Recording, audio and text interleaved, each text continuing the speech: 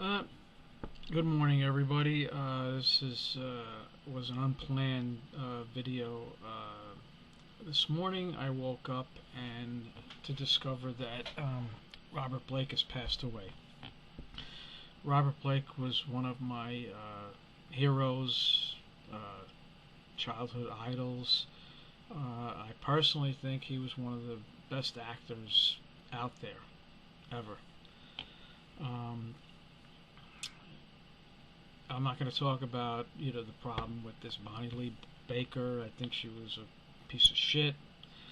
Uh, so we won't go into that any further. But it affected me. It's very sad. It's a shame. The last few years of his life, yeah, just were not the greatest.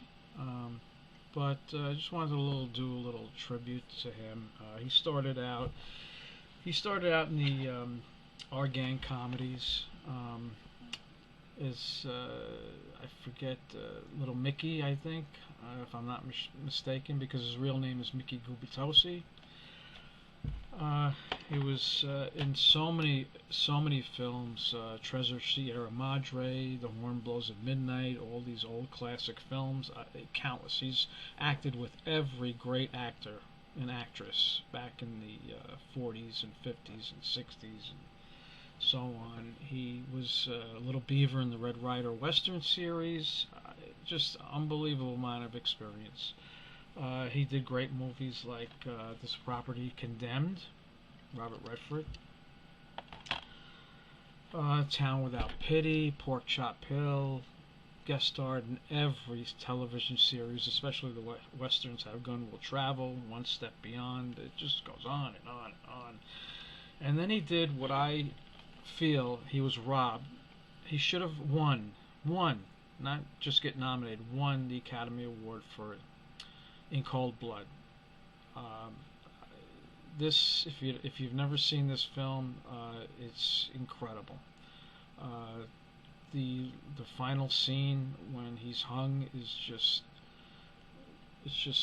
really devastating stuff to watch. In a good way, it's just a great film. Then he did more films. Tell Him Willie Boy is here with Robert Redford, Electric Glide in Blue.